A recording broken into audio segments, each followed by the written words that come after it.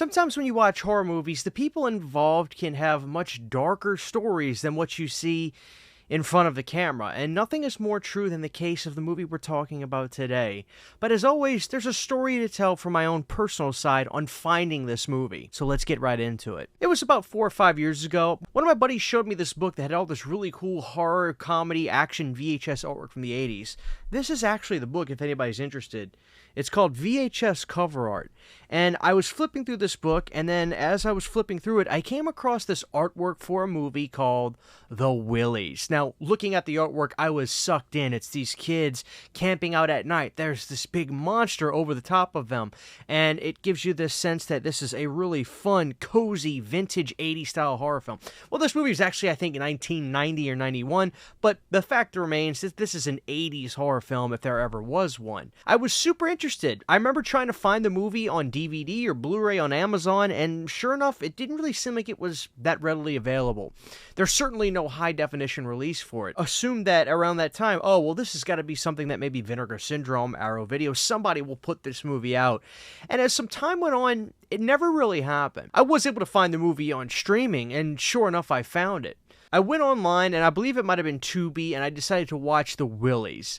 Well, it was pretty interesting, because when you watch the movie The Willies, you're going to be introduced to some kids in a camping tent telling stories, and one of them is none other than, you guessed it, Sean Astin. Interestingly enough, this guy actually references the Goonies in The Willies. There's this funny thing that people say that The Willies is technically a Goonies sequel, which I think it's a fun play to talk about, but in essence, really, it's just a movie where I think the Goonies actually happen, so to speak. It's pretty cool, though. It's one thing about this movie that is actually a fun thing to think back on, is seeing Sean Astin in that opening scene. You're going to learn pretty quick that this movie is an anthology horror film. Now, if you guys know me, I love anthology horror movies. They're one of my favorite subgenres. I love it when you mix found footage and anthology, in essence the VHS series, but we'll talk more about that another day. As the movie starts, I'm pretty interested in it. It's super, super cozy. There's these really cool haunted house scenes in the beginning, and then before too long, we go to the scene where these kids are at school, and there's talk about this monster in the bathroom. Before you know it, you start to see some familiar faces. Faces like James Karen, who was from Return of the Living Dead and Poltergeist for us horror fans.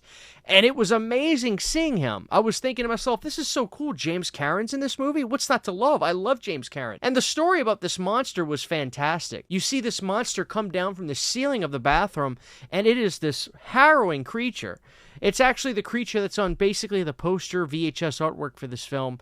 And it's super, super cool. There's other stories in here, and quite frankly, none of them really connect. They're mostly extremely separate, and there's no connection to them, which some of the greater found footage movies kind of have that through line with them, but this one just doesn't. I wouldn't say The Willies is some great anthology film, but there's moments in it that are truly fun. Michael Bauer is in one of the segments of the film, and one of the earlier segments is this woman eating fried chicken, and there was like a rat or something that made it into the grease where she's eating it. It's pretty hysterical. All in all, watching The Willies, it's a charming little film, and it wasn't until after I watched that film that I learned something that kind of made me realize why this movie's not really available on any format today. It's not impossible to get the movie on DVD format. They're floating out there, and you can get them fairly cheap, and to be honest with you, just like the movie Clown House, before I learned about this film, I admittedly thought the movie was okay. There's things I really liked about it. The segment with the monster, which is basically the forefront of the whole promotion of the film, is actually quite good. I would have liked a whole movie about that. There's some really cool twists and turns in there too, and I will keep it spoiler-free in the event that you guys have not seen that part. Why is this movie not available right now? Why is there no high-definition release of this? I would learn pretty soon that the movie The Willies was directed by somebody that is all but banished from the world of movies today. I'll never forget when I got into horror. Back in the late 2000s, I would fall in love with movies like Return of the Living Dead, which has become one of my favorite films. I remember watching a documentary where this person narrated the whole thing. That guy was Brian Peck. Brian Peck narrated the entirety of Return of the Living Dead, the More Brains documentary, and quite frankly, it's a great documentary. I love watching it. I would start to hear rumblings online about Brian Peck. Sure enough, I would watch comments on reviews I might do in Return of the Living Dead and see things like, well, it's just too bad about Brian Peck. It kind of taints my viewing experience on things like this. Well, eventually I had to go online and figure out what the hell's going on. This should be no surprise at this point, but guess who directed The Willies? Brian Peck. Probably a big reason why this movie is no longer in print. Well, what did Brian Peck do? Some of you may already know this, but in case you haven't, I'll give you a brief summary on just what exactly went down. Brian Peck would be somebody that would be involved in a lot of horror movies in the late 80s and early 90s. He would be in most Return of the Living Dead films, including Part 2, where he actually played the Michael Jackson zombie, and in the Part 3, he played a ballistics technician in the beginning parts of the film. Quite frankly, some of the better scenes in the film. Brian Peck would kind of transition and start working in the world of television and predominantly with children actors. We would see Brian work his way into companies like Nickelodeon down the road too. It would be in the early 2000s where something catastrophic would go down that we wouldn't know the full details until many years later. The details of this whole thing came to light after Drake Bell talked on this whole Nickelodeon documentary. Brian Peck would work with kids very, very closely, and one of those kids happened to be Drake Bell. And Drake would go on to finally tell the tale of what happened. But before Drake told all this, I had read about this. Now, what's disturbing is what happened after this. These things got buried back then. It's quite interesting. Drake was brave enough to tell everybody what happened. Brian was actually arrested, convicted. The disturbing thing about this whole story, it was what happened after he was arrested. A lot of people, according to Drake Bell, that are in the Hollywood sphere, people we know, actually wrote letters on behalf of Brian Peck during this time to excuse his wrongdoings. On that documentary that Drake Bell was on, there was letters from actors, producers saying Brian's a great guy. He was forced into doing this. Disturbing stuff. That documentary, Quiet on Set, if you watch that, you will be privy to some intense information about this whole situation. Brian Peck got in trouble, basically got a slap on the wrist, came out, and it seemed like Brian was actually able to continue working in Hollywood. There's a lot of people that wonder why. How is that possible that Brian was able to do this? But this was a movie he directed. Now, I don't think Brian Peck directed a whole lot, considering after this he would go on to work in production and work with kid actors.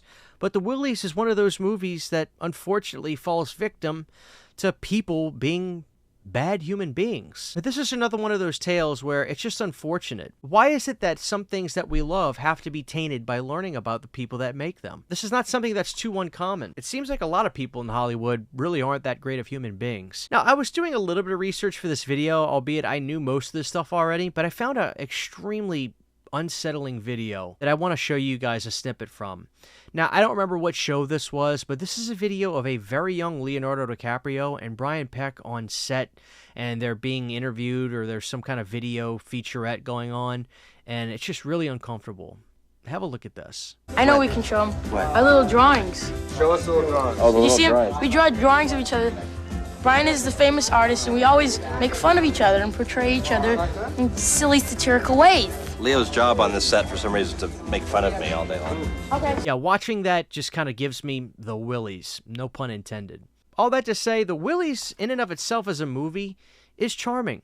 It's not great. This is a DVD that I ended up purchasing on eBay, and, you know, I know that some people could say, why would you want to own that? Why do you want to own that? And some of you may be saying, well, I guess I got to get a DVD of it online. That's all for you guys to decide. It's just one of those things, man. Sean Astin, James Karen, Clu Gulager's in this. And this would probably be a bigger cult status film had there not be the tainting of what Brian Peck did in real life on this. The Willies is another case of a movie that's buried because of some of the people involved. And interestingly enough, on this DVD case, you'll see that on the spine, they actually have Sean Astin right there. This DVD came out from Echo Bridge Entertainment, and the release date for this is actually in the late 2000s. So this DVD came out not too terribly long ago. It's in the middle lifespan of the DVD format. But yeah, The Willies. This is one of those movies that, who knows, maybe this will never get a physical media release ever again. It does exist on some streaming services, but another dark tale of Hollywood's horrible secrets. The Willies. Directed by Brian Peck. Let me know your thoughts on The Willies if you guys out there have seen the film. Let me know if you watched the film years and years ago, not knowing who directed it. And let me know if any of this affects your feelings on the film itself. Are you able to separate, you know, art from the artists? And how you navigate that kind of stuff as a person. I'd love to know that. Everybody's different. I respect your opinions. Please share them down below. If you guys are interested in The Willies, eBay will probably be your biggest bet to get something like this. So there you have it, guys. That's the story of The Willies. Thank you guys for watching. I'll talk to y'all very, very soon. Huge giant thank you to all of my Patreon supporters. Without you guys, this would not be possible. To get behind the scenes photos, videos, music, private live streams, and much more, you can subscribe to my Patreon for as little as $1 a month. Thank you to my patrons.